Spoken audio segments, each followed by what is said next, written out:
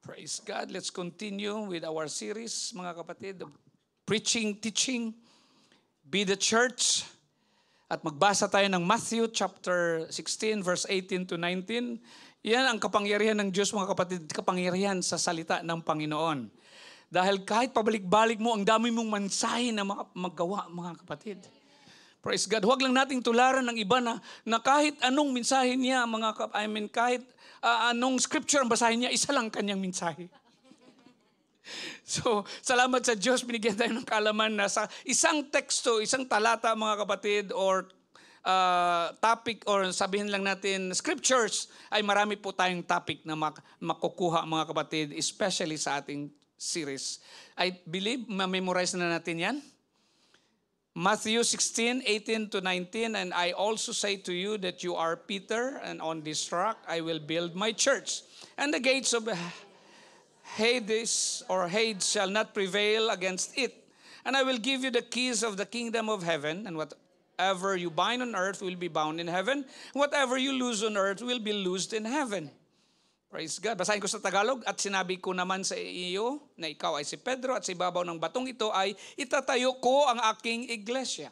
At ang mga pintuan ng Hades ay hindi magwawagi laban sa kanya. Ibibigay ko sa iyo ang mga susi ng kaharian ng langit, at anumang iyong talian sa lupa ay tatalian sa langit, at anumang iyong kalagan sa lupa ay kakalagan sa langit. Tatalakayin natin ang pamagat ng mensahe, why the church matters most. This is a last-minute message, mga kapatid, kagabi, binago ng Panginoon. Sana ang message ko ngayon is God partners tayo. God's earth partners. Or divine partnership. Pero binago ng Panginoon. Ang Panginoon lang nakakaalam kung sinong dadalo ngayon, mga kapatid. Amen. At ang pamagat ulit, bakit ang iglesia o ang simbahan ang pinakamahalaga? Sa Cebuano, nganong importante kaayo ang simbahan? Lagyan natin ng gyud. Nganong importante gyud kaayo? Simbahan. Sa Ilocano, mga kapatid, tulungan nyo lang ako kasi ang pagbigkas ko mali-mali. Apay at ti simbahan or iglesia ket isu iti kapatgan. Tama no? Ito ang pinakamaganda, hiligay nun. Kung nga ang simbahan amugid ang pinaka-importante. Amugid. Praise God. Panginoon, tulungan niyo po kami sa hapong ito, Lord, sa maiksi naming panahon, pagbulay-bulayan ang iyong salita. Mangusap ka sa bawat isa. I pray that you will speak into our spirit, speak into our hearts, speak into our mind, Lord Jesus, and let your anointing, Lord God, flow. In the name of Jesus, Lord, I believe, Lord Jesus, that nothing is impossible with you. All things are possible to you, Lord God, and we are, Lord Jesus, training ourselves to be patient, because we know, Lord, whatever you said, it will come to pass. In Jesus' name, amen. You can be seated, mga kapatid. Ituloy niyo yung pagpalakpak ninyo. Praise God. Hallelujah. Last week, sinubok ko talagang mag-English ng English. Hindi talaga dadaloy, mga kapatid. Kaya haluan ko ulit ng Tagalog ka. Amen. Brothers and sisters in the Lord, we need to be reminded of the importance of our local church. Amen. We have just talked about the unified church this morning. That's the title of our teaching this morning. And we have been, that's lesson 6 of our Church in Action series. And we need to be reminded also of the importance of our leaders. Praise God. And also our responsibility to one another as the body of Christ. There are times in our lives when God will lead us to reflect and reevaluate everything we do from a natural and spiritual perspective. Palagi kong inuulit ito, mga kapatid. I keep repeating this because I know there is power in the spoken word that we need to evaluate everything that we do. Because evaluated experience is the best teacher. Praise God. Decisions we have made, habits we have formed, past successes and mistakes. We need to evaluate the relationships that we have built, and perhaps more importantly of all, what our plans are for our future. What plans? Anong plano natin sa ating kinabukasan? Especially our plans for the afterlife. Amen. Ano ang ating mga plano para sa ating kinabukasan, lalo na ang ating mga plano sa kabilang buhay? Praise God. Remember, we can no longer bring back anything from our past, from yesterday. Our past can affect us, but the truth is there is nothing we can do to change anything from the past. Therefore, the decisions we make in the future is probably the most important. Amen. At balikan ko ito mga kapatid, I want to be able to say, like the Apostle Paul, I have fought the good fight. I have finished the race. I have kept the faith. Amen. 2 Timothy 4:7, nakipaglaban ako ng mabuting pakikipaglaban, natapos ko na ang aking takbuhin,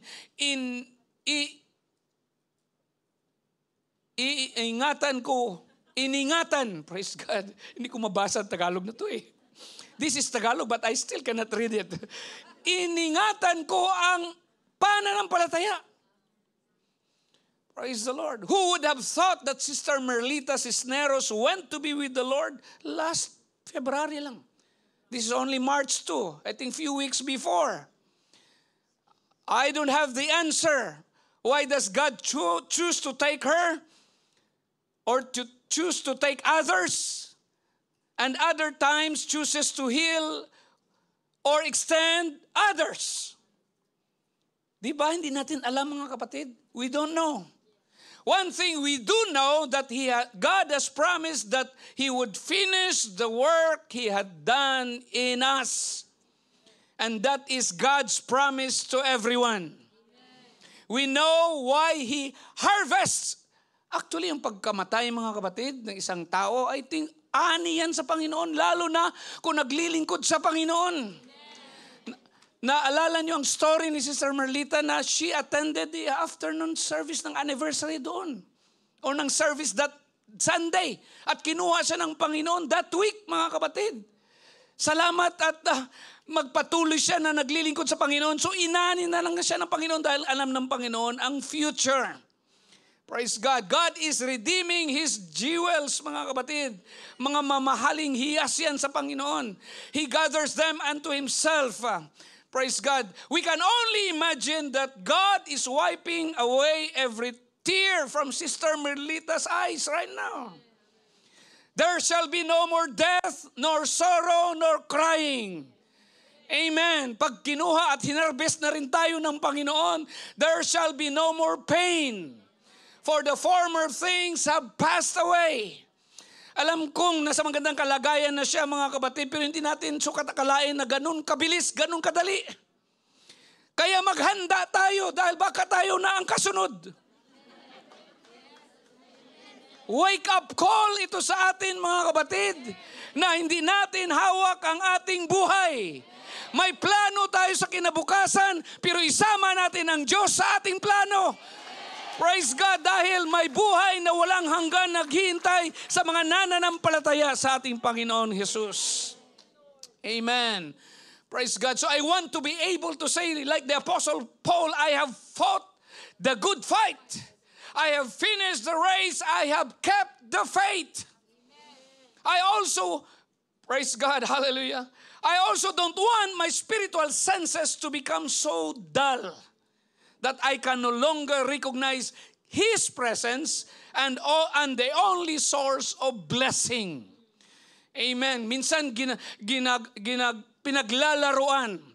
Satan, our enemy, is playing with our minds most of the time. And they are saying that, there is no God, and if you believe that, you will not sense His presence anymore because you believe a lie. Praise God. And every blessing that we receive, and the only source of that is the Lord Jesus Christ. All right, there are 4 reasons why the church matters most. Unlike any other organized effort in the world, there are 4 dominant reasons why we value and love the church. Number 1, the church is the called of God. Ang simbahan o ang iglesia ay tinawag ng Diyos. 1 Peter 2:9-10, but you are a chosen generation, a royal priesthood, a holy nation, His own special people, that you may proclaim the praises of Him who called you out of darkness into His marvelous light. Who once were not a people but are now the people of God, who had not obtained mercy but now have obtained mercy. Ngunit kayo isang lahing pinili, isang maharlikang pagkapari, isang bansang banal, sambayan ng pag-aari ng Diyos, upang inyong ipahayag ang mga makapangyarihang gawa niya na tumawag sa inyo mula sa kadiliman tungo sa kanyang kagilagilalas na liwanag. Noon na hindi kayo bayan, ngunit kayo'y bayan kayo ng Diyos. Noon na hindi kayo tumanggap ng habag, ngunit ngayoy tumanggap kayo ng habag. The very word church come from the Greek word. Praise God. 6 weeks na kaya, more than 6 weeks na tayo na sinagsasabi mga kapatid that the Greek word of church is ecclesia. It literally means the called out ones, or the called out assembly. As you all know, the church is not the result of a group of people sitting around a table brainstorming ideas. If it's truly a church, it's not run by boards and committees using a voting system to determine what to do. The church is not the plans of bright, persuasive, influential persons or leaders who know how to give flowery words, desiring to make a name for themselves, desiring to draw people to themselves and be obedient to them. The church is a result of very strategic master plan put in place before the foundations of the world by the one true God of the Bible, whose name is Jesus. And Jesus said in our text, I will build my church. Thank God, the church ay hindi pag-aari ng tao. Amen. Dahil ang tao, kahit gaano siya mga kapatid kalakas, manghihina siya. Ang tao, kahit gaano siya mga kapatid katalino, pero pag tumanda na siya, makakalimot na siya. Amen. Kung pag-aari ng tao, kahit gaano siya kayaman, nababangkrap din siya mga kapatid. Amen. Kahit sa tao, hindi posible ang lahat. Dahil may imposible sa tao mga kapatid, may hindi magagawa ang tao. Praise God. Let me, mga kapatid, remind us, salamat sa Diyos. Hallelujah. Iingatan ng Diyos ang kanyang eklesya. Because the ecclesia is called by God and built by God. Amen. Tinawag niya dahil pag-aari niya na ito mga kapatid. Amen. Hallelujah. Praying, thank you Jesus. The church was and the church is still an ecclesia, called out ones or called out assembly. It's made up of men and women who are born again of water and the Spirit. Praise God. Have you been born again? Amen. There is no substitute for God's call in your lives, in our lives, in my life.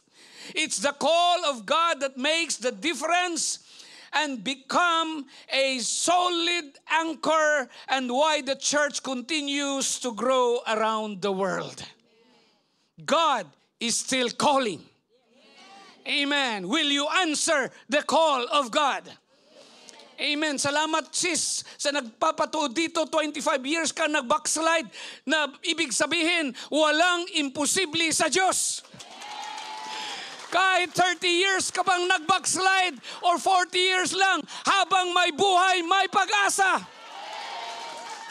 Amen. At walang imposible sa Diyos. Praise God. How cunning and how crafty. Sometimes we are using con games to bring people into the church, di ba? Kita natin kung minsan medyo lumalabas na rin tayo sa ating kakayahan. Kasi gusto rin ng tao magpasikat kung minsan eh. Lalo na may evangelism awarding na tayo. Best in evangelism. Lalabas ang pagkakun-artist ng iba. Huwag na natin gawin yan. Gawin na natin ang tama. Ipangaral mo lang ang salita ng Diyos. Huwag ka nang mamilit. Sa bagay, may rason kasi nagsasabi na pilitin ko man siya sa kabutihan man niya. No? But, sa bagay, sabi ng Biblia, di ba? By all means, save some. Pero ang ibig kong sabihin, mga kapatid, praise God, magtiwala tayo sa salita ng Diyos dahil makapangyarihan ang salita ng Diyos. Kung sabi ng salita ng Diyos, manalangin tayo at mag-ayuno, mga kapatid. If we need to pray and fast and dedicate ourselves, mga kapatid, in evangelism, God will honor that. But in the end, God is the one that will save them. Amen. Maybe we are helping Him to seek.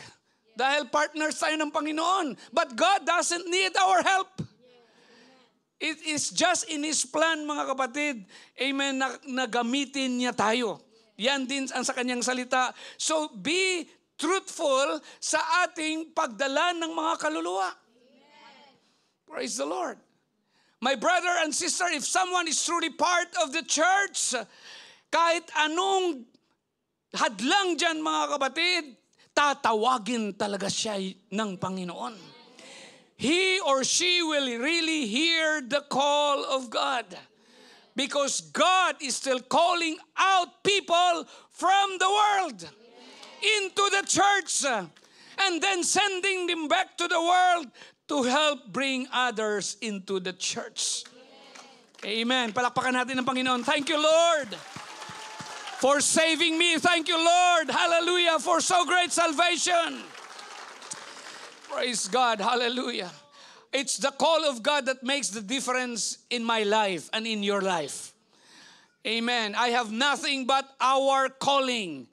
It's that call that we know that the voice of God is really speaking to us, calling us to be part of this called church, this thing called church, which He is making, mga kapatid. Praise God. Hallelujah. That's why the church is continuing to grow throughout the world, because God still is touching people. Kinakausap tayo ng Panginoon. Hallelujah. Tinatawag tayo ng Panginoon. At nagpapadala ang Panginoon para maabot pa natin ang mga hindi nakakilala sa Kanya. Praise the Lord. Hallelujah. Bakit kayo nandito, mga kapatid, pala sa hapong ito? That's because of the call of God. You are here this afternoon listening to my preaching, mga kapatid, because God is calling you. Amen. Praise God. Do you know why the church matters most? Kung bakit pinakamahalaga sa Diyos ang iglesia o ang simbahan? Praise God, because you and I know what God saved me from. Amen. Hallelujah. I think alam natin ang ating kalagayan kung hindi tayo naglilingkod sa Panginoon. Di po ba? Maraming nagsasabi sa atin, I think patay na ako ngayon o inilibing na ako kung hindi ako naglingkod sa Panginoon. Di po ba, mga kapatid? Ang iba siguro magsasabi sa atin, I don't know what my life right now if I have not served God faithfully. By the way, may nabasa ako, mga kapatid, sumulat siya sa pastor. Sabi niya, sa 20 years na aking paglilingkod sa Diyos, sabi niya, hindi man lang niya sinagot ang aking panalangin. Mayroong nagsusulat ng ganyan. May mga hiningi ako sa kanya, hindi niya binigay. Marami siyang sinabi doon, mga kapatid. Ini-illustrate niya na sa mga kagustuhan niya, hindi siya pinagkalooban ng Panginoon. Tapos naging miserable ang kanyang buhay dahil sa sitwasyong iyon, mga kapatid. And almost discouraged na ang pastor. Nakatanggap ulit ng isa pang sulat ang pastor. This time naman, ang sabi niya, salamat. At dahil sa 25 years na akong naglilingkod sa Panginoon, wala pang akong panalangin na hindi sinagot ng Panginoon. May contrast, mga kapatid. Amen. Kaya ang sabi nung unang nagsumulat, mga kapatid, sabi niya, bottom line, sabi niya, miserably ang buhay ko, hindi ako yumaman. Yun ang bottom line kasi ng sulat niya. O, hindi daw siya yumaman. Yumaman. Tama yan? Oo. Kasi inaasahan niya na pag maglingkod siya sa Panginoon, yayaman siya. At maging milyonaryo siya. Pero yung isang sumulat, mga kapatid, sabi niya, salamat sa Diyos. Dahil kahit hindi ako yumaman, maganda ang buhay ko ngayon.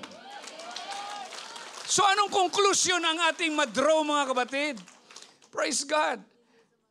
Kung hindi sa yaman, kung hindi sa quality of life, kung naglilingkod tayo sa Panginoon. Amen. Sa susunod, sasabihin ko sa inyo ang detalye, mga kapatid. Praise God. Hallelujah. But I am not so arrogant to think that I am here because of myself. I'm grateful that someone prayed for me, loved me, and preached to me. Preached truth to me. I am here today preaching to myself also. I am not here because of me. You are not here because of you. Praise God. We are here because we are the church. Amen. The called out people that God placed in this locality. In Singapore. Praise God. And thank God the church didn't always tell me what I wanted to hear. Amen. Nung nag-attend kayo dito, salamat sa Diyos, mga kapatid, dahil katotohanan ang ipinangaral dito.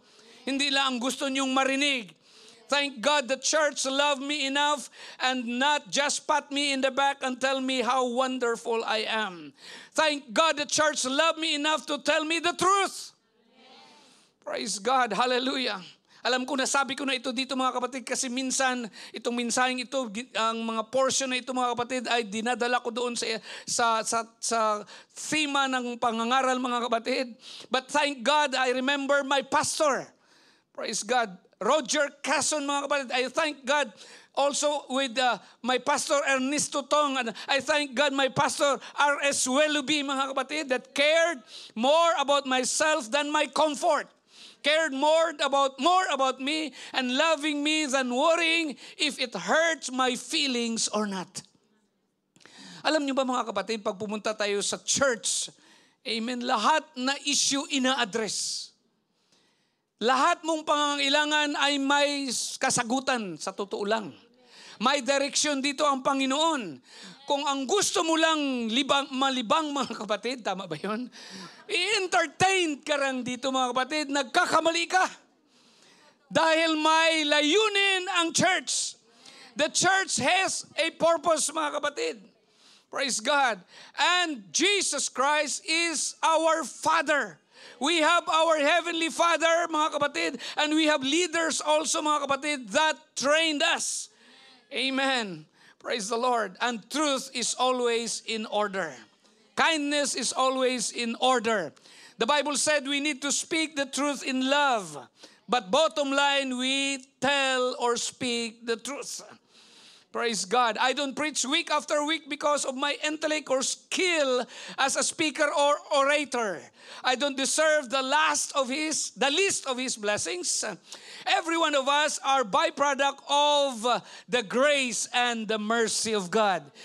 Tell your neighbor you are the product of the grace and mercy of God.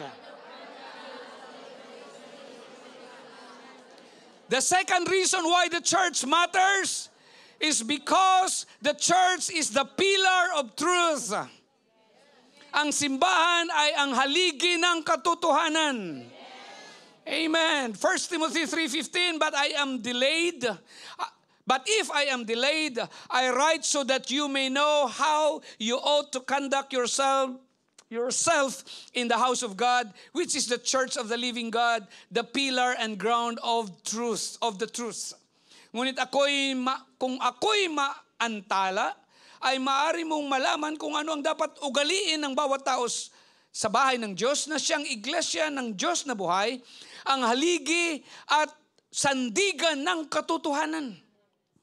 The purpose of the church is eternal and far greater than numbers or gathering of crowds on a given Sunday or midweek. God's purpose is eternal and it's centered around the message that brings salvation. So to be born again is not optional to those who desire to be saved and to be part of the church. Amen. That's make the church very important because we have an incredible responsibility to make the gospel message available to whosoever will. And if you and I, as the church, if we become indifferent about the importance of this gospel that has been entrusted into us, how serious is that? What hope would I have today? Praise God. Had my pastor, had our leaders, or had the church been indifferent to us, praise God, then we are not saved.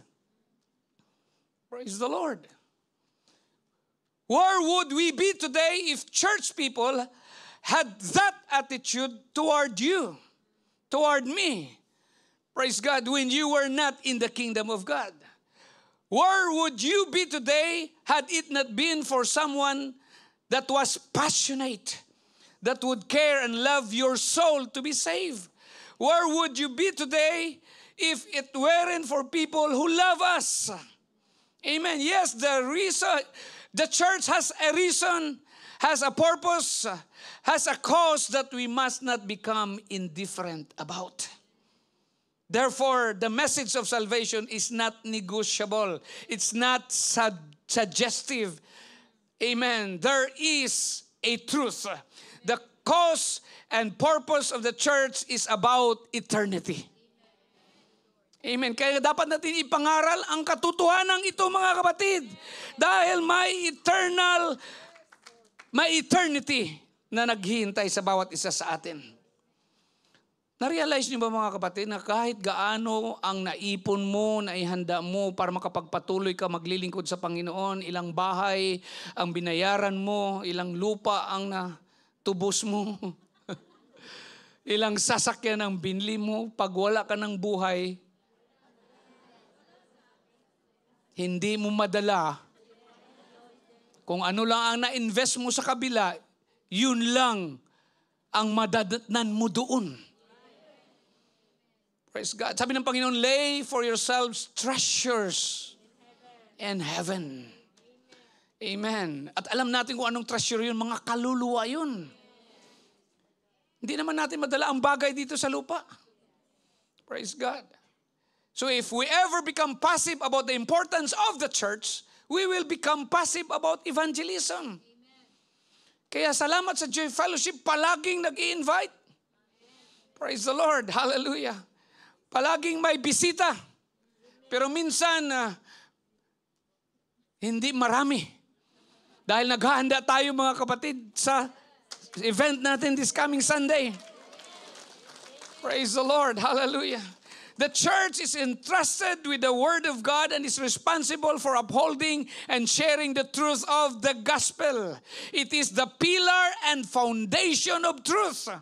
Meaning the church is where we receive instruction in righteousness and the gospel's eternal truths. In a world where truth is often relative, the church stands firm in the eternal Word of God, providing a solid foundation for believers. Amen. Hallelujah. That's why we need to commit to biblical teaching. Make church attendance and participation in Bible reading, in GPR, a priority. Seek to grow in your understanding of God's Word so you can live out the truth in your daily life. This morning, I make an example mga kapatid, of a family that backslid. Nabackslide din sila. But ang gateway nila or ang kaparaanan na bumalik sila sa paglilingkod sa Panginoon ay yung Bible quizzing. They started to join Bible quizzing event. Nag-memorize sila ng scripture dahil ang goal nila makakuha sila ng trophy doon, mga kapatid. Ang parangal doon na kung saan na-memorize nila ang Bible. But in the end, they were drawn back to the Lord. Amen. Amen. Natapos ang kanilang backsliding heart, mga kapatid, dahil ginamot ng Diyos ang kanilang spiritual condition because the Word of God has power to change one's lives. At alam niyo mga kapatid, if you study the Word of God and share it with others, gumagaling ka rin. Amen. Hallelujah. Praise God. The church, as the church is entrusted with truth, we are also called to share it with others. And as you reach out to others, mga kapatid, you will be the first also. Ikaw rin ang magbibenepisyo. Amen. Hallelujah. So the church is the pillar of and foundation of truth. So let's guard against false teaching. Stay alert sa mga scammers. Teachings or beliefs that contradict the Scripture, the Bible. Maraming nag-dispute ng Bible, mga kapatid, but they end up, hallelujah, they end up, mga kapatid, masasabi nating believing the Bible. Ang Harvard University, mga kapatid, doon is a Bible school. Amen. At nasabi ko na yan last week, mga kapatid, na si Voltaire nag-declare na hindi totoo ang Biblia, pero ang kanyang tinutuluyan ay naging printing location, mga kapatid, ng mga Bibles. Praise the Lord. Hallelujah. The third reason why the church matters most is because of who the church really is. The church is in fact the body of Christ. Ang iglesia o ang simbahan ay ang katawan ni Kristo. 1 Corinthians 12:27. Now, you are the body of Christ and members individually. Hindi na lang natin binasa yung 1 Corinthians chapter 12 verse 12 to 13. Kanina, di po ba yan sa teaching natin? Praise the Lord. Kayo nga ang katawan ni Kristo at ang bawat isa ay mga bahagi. Kitang mga tumutuo, mao ang lawas ni Kristo o ang matag-usak kanato kabahin sa iyang lawas. Ito na ang Ilocano ko, ewan kung matatama ito. Ngarod, baginak, ngarod? Baginak kayo ni Kristo, baginak kayo ni Kristo, bagin na kayo, tama ba yan? Ket kaming na,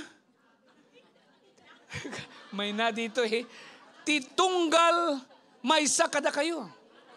Alright, kita ang mga tumuluo, amo ang lawas ni Kristo, kag ang tagsa-tagsa sa aton party sang iya lawas. It's so important that we never forget who we are as the church. We are the very body of Christ on the earth. We are His earth partners. Yan ang kasunod. Mga partners tayo ng Panginoon, mga kapatid. Divine partnership ang ating topic next week. Hindi pa pala next week, may special event tayo. Sa kasunod, mga kapatid. We've been called to reveal, to exhibit, to manifest God's power, His presence, and the authority behind His name given to us to this world. We have the authority. Sabihin mo sa katabi mo, you have the authority to impact the lives of people through God's Word and through God's power. Sinabi na dito kanina, God has given us the gifts, mga kapatid, to lay hand on the sick and they will recover. Praise the Lord. Hallelujah. We can preach and teach the Word because the Word or the Bible is the word of life, and Jesus said, it is the Spirit who gives life, the flesh profits nothing. The words that I speak to you, Jesus said, are spirit and they are life. Sa Tagalog, ang Espiritu ang nagbibigay buhay. Ang laman ay walang anumang pakinabang. Ang mga salitang sinabi ko sa inyo, sabi ng Panginoong Jesus, ay Espiritu at buhay. So don't minimize your testimony. Salamat sa mga sumusulat ng testimony. Praise God, sinabi nila in summary, in short, pero isang A4 na papel. Ang dami pa rin. In short na yun, in summary, dahil kung isulat lahat, ang daming ginawa ng Diyos. So don't minimize the importance of God's presence that's on you. Amen. That's in you and that flows out of you. Praise God, hindi lang natin naramdaman ang presensya ng Diyos, ang Espiritu ng Diyos, ngunit nananahan sa atin ang Espiritu ng Diyos. Praise God, at hindi lang nananahan, kung hindi lumalabas din yan mga kapatid, nag-overflow din. Praise God. May nag-lead doon sa Playfair mga kapatid. Damang-dama ko na nag-uumapaw ang kanyang kagalakan. I think si Sister Domilin yung kanina mga kapatid. Sabi niya parang hadlang ang aking lola na inaalagaan na sa pag-aaral ko sa Purpose Institute. Praise God. Nagpuproblema siya mga kapatid dahil hindi siya maka-day off, hindi siya makalabas kung klase na. Pero kalooban ng Diyos na magpatuloy siya dahil kinuha na lang ng Panginoon. Kanyang lula mga kapatid. Kaya hindi namin alam kung matawa kami o maiyak sa kalungkutan mga kapatid dahil God will fulfill His purpose. Amen. Yes, the church is not called to be tolerant of sin and the wickedness that prevails.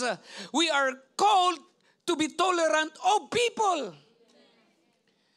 Kaya ingatan natin, nakausap ko, may nagbisita sa church this week mga kapatid, may nasabi akong statement at nagulat siya. Totoo ba yan, Pastor? Sabi ko, yes. Kasi tayong mga tao, sometimes we are very judgmental. No? When we see the immaturity of others, hatulan kaagad natin. We immediately say, ang tagal-tagal niya sa Panginoon. Immature pa rin. Pero kung di na tayo mag-ingat, nagiging tayo ang immature mga kapatid. So ang sinabi ko mga kapatid sa kapatiran na yun, sabi ko sa kanya, sis, or sister, may areas lang sa buhay natin na hindi pa tayo nag-mature. Pero hindi ibig sabihin kung 25 years ka nang naglilingkod, immature ka. May area lang sa buhay mo na kailangan mo pang gawan ng paraan, i-work out. Because all of us ay wala pa naman tayo sa langit. Hindi pa tayo perfecto. Praise God, we are work in progress. Kaya huwag natin hatulan kaagad kung may immaturity lang siya in some areas of his or her life. Di po ba mga kapatid? We are called to be tolerant of people. You know people Kilala natin ang tao, humanity. Di ba? Hindi mo na nga turuan ng bata, si Solen. Hindi mo na yan turuan, gagawa talaga yun ng paraan para magawa niya ang kanyang gusto. No? Kung hindi natin siya i-train, ang mga bata i-train, kailangan lalago pa siya. So may areas lang mga kapatid. You see, pag ganyan ang ating pag-iisip, maiba. Amen. Iba na ngayon ang ating pagtingin sa kapatiran, hindi na ngayon kaaway. Kundi ipag-pray mo na siya sa area na yan. Kaysa naman hatulan mo na, ay mature talaga yan. Matagal na sa Panginoon, ganyan pa rin. Hatol na yan mga kapatid. But tolerance does not equal approval. Kung nagkakasala siya, hindi tayo nag-approve, tinotolerate lang natin siya. Para na masuportahan natin siya. Praise God. Doesn't mean I do what others do also. Kung nagawa niya yan, gawin ko rin yan kasi tinolerate siya eh. No. Tolerance simply means, okay, I don't agree with it, but I understand it. Understanding is, anong tawag doon? Is a jewel mga kapatid. Yun na lang. Mahalaga. Amen. Praise God. By our tolerance is helping to encourage or it's not helping to encourage wickedness mga kapatid, the act of wickedness. It's not helping and encourage them to promote it. But we should tell them the truth also in love. But tell the truth in love. Praise God. Kung mataas ang boses mo, may pag-ibig ba yan? Kung bulyawan mo siya, nagkasala na nga siya, dinagdagan mo pa. We need to be what Jesus said we are. We are salt and light. Salt and light are change agents. Praise God. And they change whatever they touch. They get affected or they influence. Maging influencer lang tayo mga kapatid. Praise God. But we still need to promote right behavior. We should not be ill-mannered or offensive or rude mga kapatid or rough or vulgar to people that we hurt them rather than help them. Amen. Hallelujah. Praise the Lord. Palapakan natin ng Panginoon.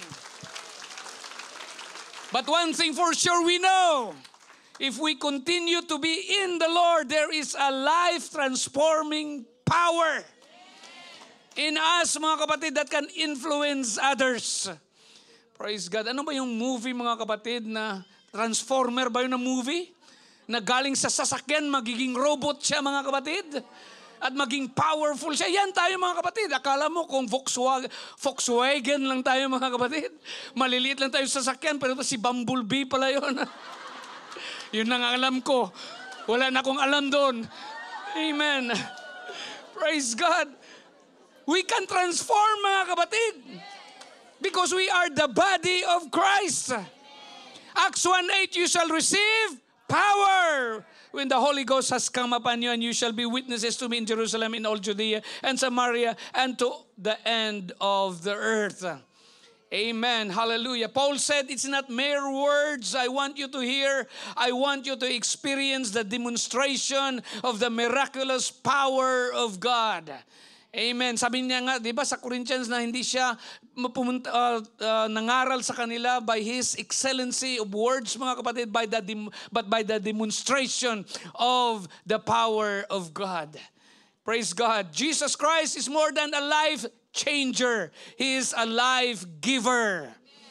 The fourth reason why the church matters most, at matatapos na ako mga kapatid, salamat sa Diyos bago mga alas 4. The church is the place of fellowship and community. Acts 2:42-45, and they continued steadfastly in the apostles' doctrine and fellowship, in the breaking of bread and in prayers. Then fear come upon every soul, and many wonders and signs were done through the apostles. Now all who believed were together and had all things in common, and sold their possessions and goods and divided them among all as anyone hath need. Amen. At ang lahat ng mga mananampalataya ay nagkakasama at ang kanilang ari-arian ay para sa lahat. Ipinagbili nilang kanilang mga ari-arian at mga kayamanan at ipinamahagi sa lahat ayon sa pangangailangan ng bawat isa. The early church was marked by strong fellowship. Amen. They don't keep grudge in their hearts, mga kapatid, kung nasagi man ang kanilang pride. I told the Playfair, sa morning service sa Playfair, mga kapatid, this morning, I told them that the bait of Satan is still the same before and today, and that is offenses. So be careful. We must have a forgiving heart, mga kapatid. Dapat mabilis tayong magpatawad. Sa katunayan, pinapag-aralan ko na yan. May 4 lessons na preaching, mga kapatid, na materials na pwedeng ipangaral, ituro, mga kapatid, tungkol sa the power of forgiveness and the principles of forgiveness. May mga prinsipyo kasi ang forgiveness eh.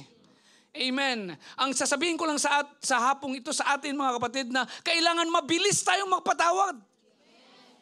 Amen. Huwag na nating hintayin pa na maghingi pa ng tawad. Dahil kondisyon na yun. Kung pinatawad mo siya sa ganyang basis, hindi yan forgiveness actually. Praise God. Pagpapasinsya na lang yan. May pagkakaiba ang papatawad, mga kapatid. Pagpapatawad means you release the offender. You absorb. No. The circumstances or the consequences. Di ba ginawan ka ng masama? You absorb it. Sa akin na lang ito, ako na magbayad. Since I received grace from the Lord, marami akong kasalanan, pinatawad ako ng Panginoon. Ikaw rin, nagkasala sa akin, may utang ka, patawarin kita. Diba? Utangan mo ako ng 1 million rupiya. Sa'yo na lang yan. Baka hindi pa ako malangit. Pinatawad na kita. Praise the Lord. Tama yun mga kapatid. Kaya sabi ko sa inyo, huwag kayong magpahiram. Kasi kung magpautang kayo mga kapatid, praise God, by the virtue ng iyong kaligtasan, i-absuelto mo sila sa kanilang utang sa iyo para makapasok ka sa langit. Totoo yan. Ibigay mo na lang kung ano may bigay mo. Praise the Lord. Amen. Lumalayo nata ako. Alam ko, wala pala sa 4. Praise God. Believers came together regularly to learn, to worship, to pray, to break bread. Their shared lives were a testimony to the word, to the world of God's love.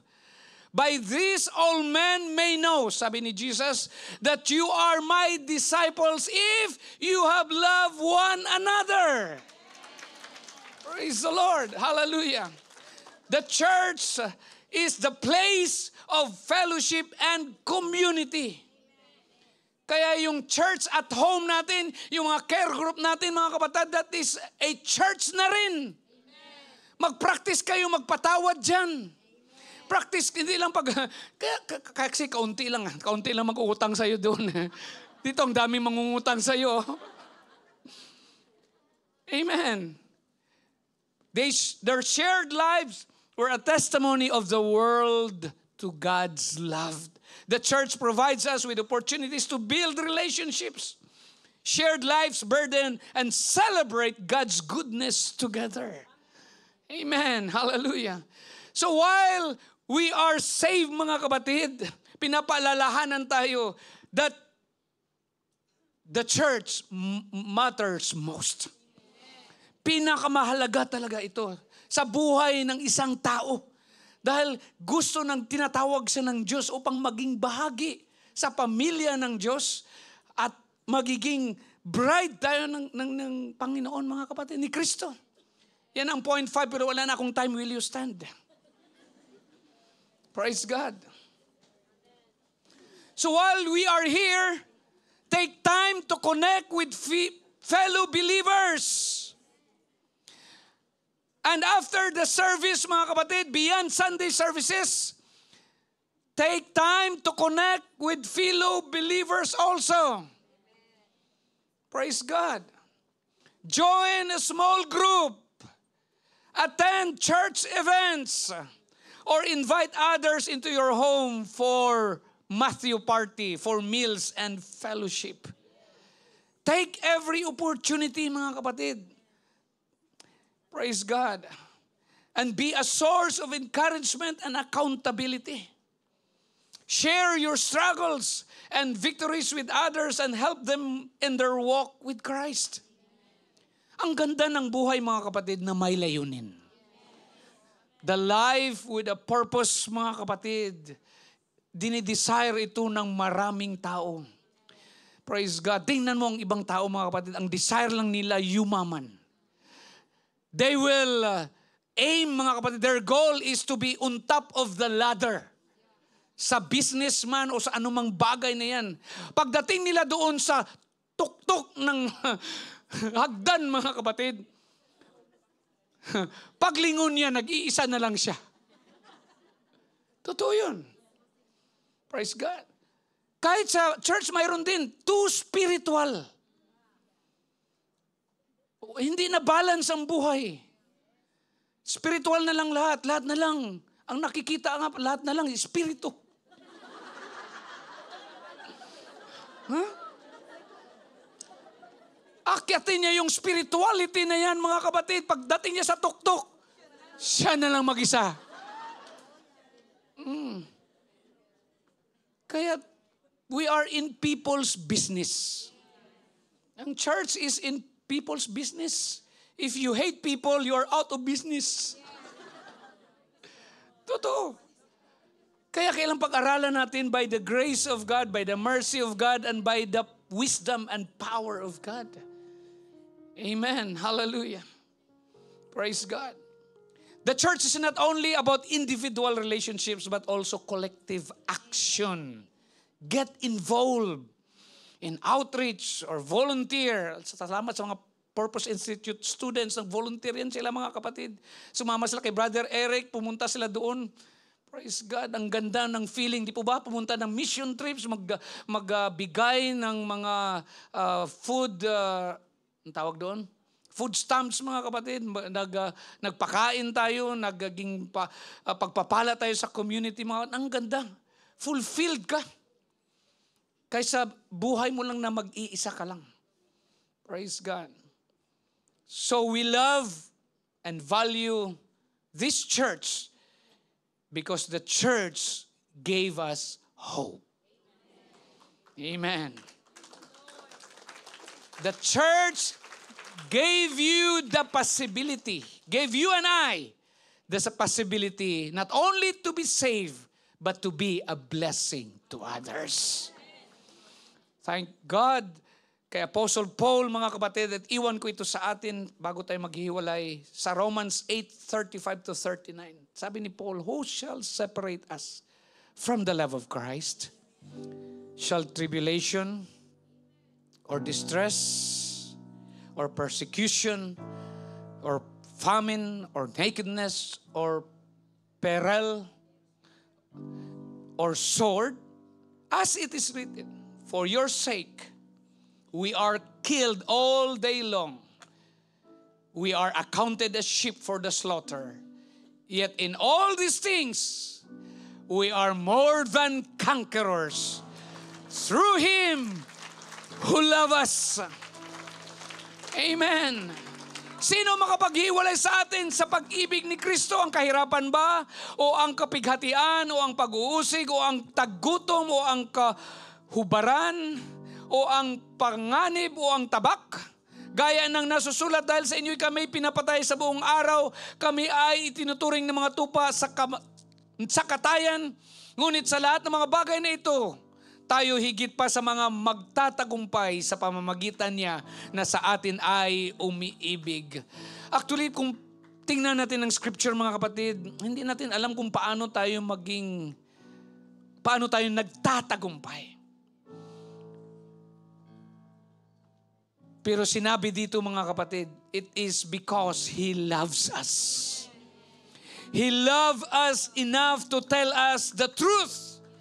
So Paul said, for I am persuaded that there neither death, nor life, nor angels, nor principalities, nor powers, nor things present, nor things to come, nor height, nor depth, or any other created thing shall be able to separate us from the love of God, which is in Christ Jesus our Lord. Nothing is able to keep Jesus Christ from loving us.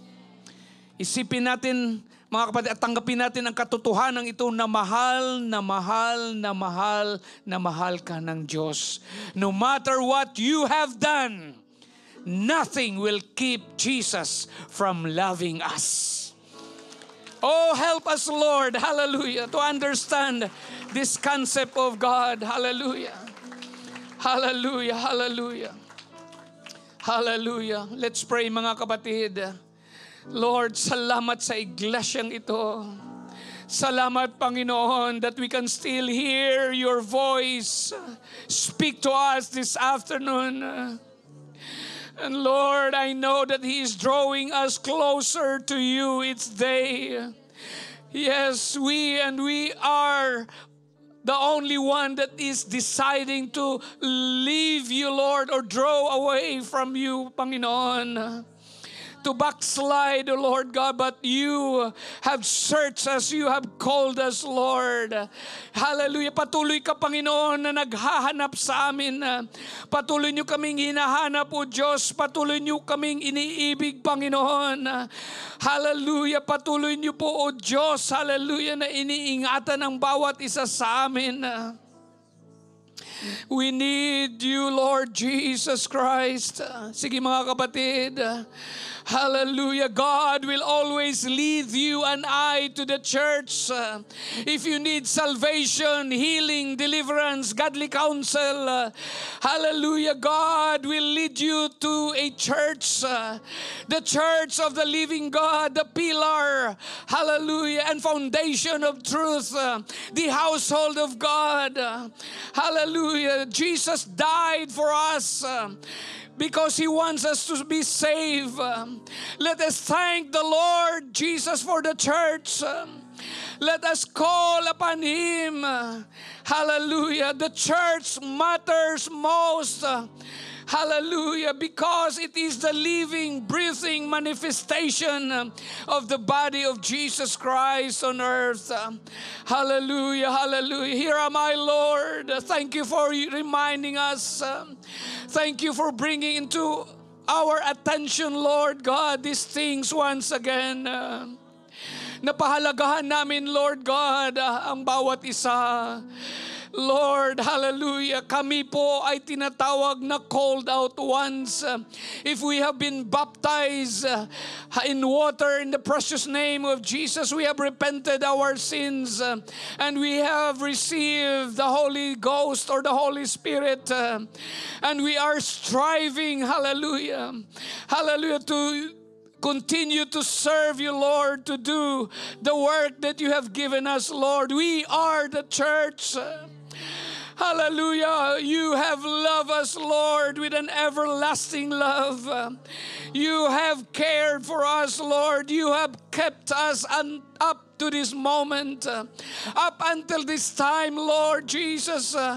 Kamangha-mangha ka, O Diyos. Hallelujah. Oh, karapat dapat kang purihin, Panginoon, dahil kamangha-mangha ang iyong pag-ibig sa bawat isa sa amin. Salamat, Lord, sa dakilang kaligtasan. Salamat, Lord, hallelujah, sa mga pagpapalang aming natanggap. Salamat, Lord, sa buhay. Salamat, Lord, sa aming mga magulang. Salamat, Lord, sa mga kapatiran. Salamat, Lord, hallelujah, sa aming mga leaders, O God. Salamat, Lord, hallelujah, sa pangungusap niyo po sa amin, Panginoon. Salamat, Lord, sa pagpatuloy niyo po, O Diyos. Hallelujah, Lord God, na pagtawag sa amin. Salamat, Lord, sa privilege, sa opportunity, Panginoon, na kung saan makapaglingkod kami sa iyo, kung saan madama ang iyong presensya, kung saan makikita ang iyong kapangyarihan, kung saan, Lord God, may buhay pa kami sa oras na ito. May trabaho pa kami sa oras na ito, Panginoon. Hallelujah, makapagpuri pa kami. Salamat, Lord, na makapagsamba pa kami sa iyo sa oras na ito. Salamat, Lord, hallelujah, at makapagbigay kami ng kakaunti namin, Panginoon, sa iyo, sa binigay niyo rin po sa amin, Lord God. Hindi lamang sa financial, ngunit sa mga oras din, Panginoon. Hallelujah, sa aming talento, sa aming magagawa, Panginoon. Hallelujah, salamat, Lord, for using us, O God. Every vessel that are here in this place, O Lord, maraming salamat, Lord. Hallelujah, sa kagalakan. Maraming salamat, Lord, sa kapayapaan. Maraming salamat, Lord. Hallelujah, nadadama namin ang iyong kagandahang loob. Maraming salamat, Lord, sa mga oportunidad. Opportunity na binigay niyo po sa bawat isa sa amin. Sa mga future mission trips namin, Panginoon. Hallelujah, mga kasunod pa naming mga gawain, O Diyos. Maraming salamat, Lord, sa kagalingan. Maraming maraming salamat, Lord, sa buhay na walang hanggan. Maraming salamat, Lord, sa mga kapatiran. Maraming salamat, Lord, sa faithfulness ng bawat isa. Sa patuloy, Lord God, na kalayaan, Lord God, na makapaglingkod sa iyo, makapagpuri sa iyo, makapagtipon sa lugar na ito, Panginoon. Maraming salamat sa mayong finances, Lord God, sa freedom in finances, Lord, sa approval ng aming mga PR, Panginoon, sa aming mga request, O Lord God. Maraming salamat, Lord, sa pag-aalaga niyo po sa bawat isa sa amin. Oh, purihin ka, O Diyos. Hallelujah. Hallelujah, nang walang katapusan, Panginoon. Walang katapusan. Walang hanggan, Lord God. Hallelujah. Na pagpupuri, Lord Jesus, ay para sa iyo. Oh, bless your name, O Lord Jesus. Salamat, Lord. Hallelujah. Sa tinatamasa naming pagpapala. Salamat, Lord. Hallelujah. Hallelujah. Sa lahat na binigay niyo po sa amin. At Lord, sa mga ibibigay niyo pa sa amin, Panginoon. Hallelujah, Lord. Sa mga suliranin, sa solusyon ng mga suliranin, Panginoon. Sa solusyon sa mga darating na problema.